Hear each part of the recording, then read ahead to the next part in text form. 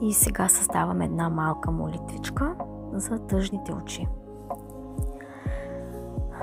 На всички, които носят болка в тишината. На всички, които крият сълзите си зад усмивка. На момчето, което мълчи, но в очите му крещи душата. На детето, което не може да говори, но душата му пее някъде отвъд тялото. На майката, която се е изгубила в умората. На бащата, който е забравил какво е свобода.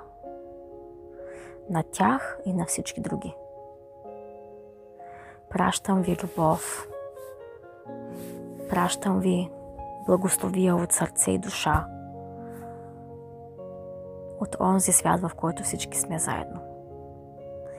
Нека светлината ви намери, нека някой ден си спомните и усетите, че някой ви обича дори и в тишина.